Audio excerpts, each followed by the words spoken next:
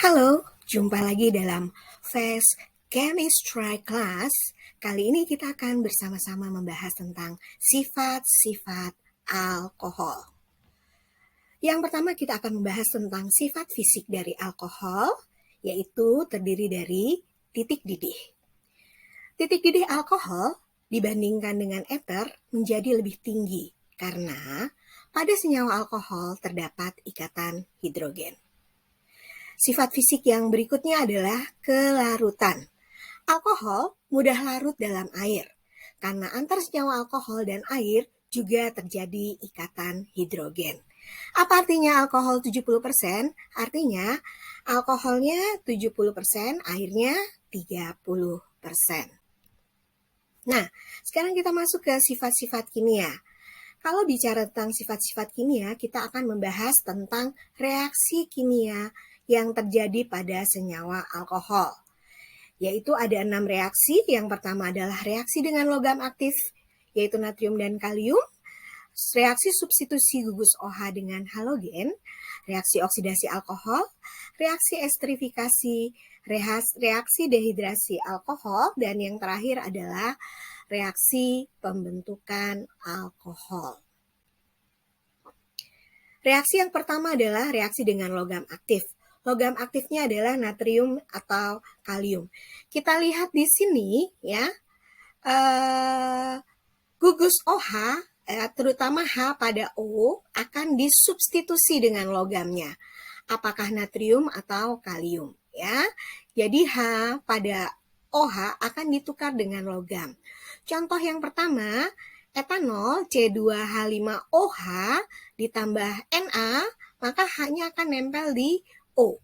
Jadi C2H5ONa ya. Tambah setengah H2, karena setengah maka ini kita kalikan 2 semuanya, jadi 2C2H5OH ditambah 2Na menjadi 2C2H5ONa ditambah H2. Etanol tambah natrium menjadi natrium etanolat.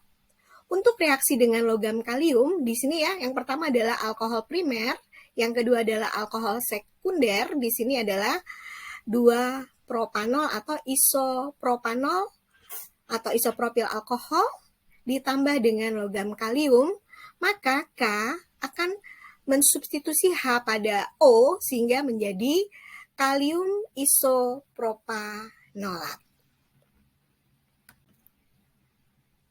Reaksi pada alkohol yang kedua adalah substitusi gugus OH dengan halogen. Gugus OH pada alkohol dapat disubstitusi oleh atom halogen apabila direaksikan dengan HX pekat PX3 atau PX5, di mana X-nya adalah halogen, bisa F, bisa Cl, bisa Br, bisa I. Contoh yang pertama, C2H5OH ditambah HCl pekat menjadi C2H5Cl. Etanol menjadi etil klorida. Ya. Contoh dengan PCl3 ada di reaksi kedua, 3C2H5OH ditambah PCl3 menjadi 3C2H5Cl ditambah H3PO3 ya, C2H5Cl. Etanol menjadi alkil halida ya. Untuk reaksi yang ketiga, C2H5OH ditambah PCl5 menjadi C2H5Cl tambah POCl3 ya. Intinya gugus OH diganti dengan gugus halogen. Reaksi pada senyawa alkohol yang ketiga adalah oksidasi alkohol. Ingat, sebelumnya kita pernah membahas tentang jenis-jenis alkohol, yaitu alkohol primer, alkohol sekunder, dan alkohol tersier.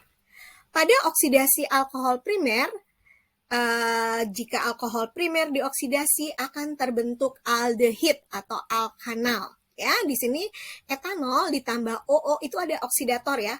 Oksidator itu bisa apa saja, bisa KMNO4, K2CR2O7, pokoknya intinya alkohol tambah oksidator, alkohol primer tambah oksidator akan menjadi alkanal. Jadi di sini etanol yang merupakan alkohol primer dioksidasi akan menjadi etanol. Sedangkan alkohol sekunder jika dioksidasi akan menjadi alkanon. Ya, di sini kita lihat dicontohkan adalah 2 butanol. Ya, 2 butanol dioksidasi akan menjadi 2 butanon. Ingat baik-baik, alkohol tersier tidak dapat dioksidasi. Reaksi yang keempat adalah esterifikasi. Alkohol bereaksi dengan asam karboksilat atau asam alkanoat membentuk ester dan air. Kita lihat ya, reaksinya di sini RCOOH ini adalah asam karboksilat ditambah ROH yang alkohol, maka OH dengan H akan bereaksi menjadi air sehingga R aksen ini akan menempel pada gugus O pada asam karboksilat. Ya, jadi di sini asam asetat ditambah etanol akan menjadi etil asetat. Ini adalah reaksi pembentukan ester. Yang kelima adalah dehidrasi alkohol dengan asam sulfat. Untuk dehidrasi alkohol dengan asam sulfat ada 2 jenis reaksi. Jika berlangsung pada suhu 180 derajat Celcius, yang dihasilkan adalah alkena. Sedangkan pada suhu 140 derajat Celcius, yang dihasilkan adalah eter. Ya, jadi pada suhu 180 derajat Celcius, jika 2 propanol direaksikan dengan asam sulfat pekat, akan menjadi propena. Ya, jadi ini OH-nya daripada 2 propanol dan 1 H dari CH3 yang di kanan ini akan terbuang menjadi H2O sehingga terbentuk ikatan rangkap 1 propena. Pada suhu 140 derajat Celcius, jika ada 2 ROH ya, dehidrasi dengan asam sulfat pekat akan menjadi ROR. Contohnya di sini nih harusnya ada 2 ya. 2 etanol dehidrasi dengan H2SO4 pekat pada suhu 140 derajat Celcius, maka akan menjadi etoksi etana atau dietil eter ya. Ini bukan dimetil tapi dietil eter ditambah air. Sekarang kita lihat ke reaksi pembentukan alkohol. Pembentukan alkohol ada beberapa cara. Yang kita bahas di sini hanya 2 cara.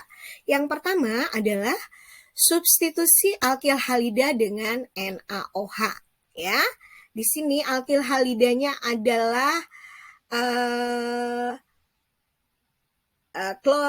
kloroetana atau etil klorida. Ya, etil klorida ditambah NaOH menjadi etanol. Ya, kita lihat di sini substitusi. Cl di sini disubstitusi dengan OH ya sehingga menjadi CH3 CH2 OH atau etanol. Ya. Pembentukan alkohol yang berikutnya adalah dengan reaksi Grignard. Ya. Reaksi Grignard memberikan suatu cara yang sangat baik untuk pembuatan alkohol, ya. Nah, cuma kita lihat dulu. Ternyata ini agak-agak rumit ya, tapi nggak apa-apa.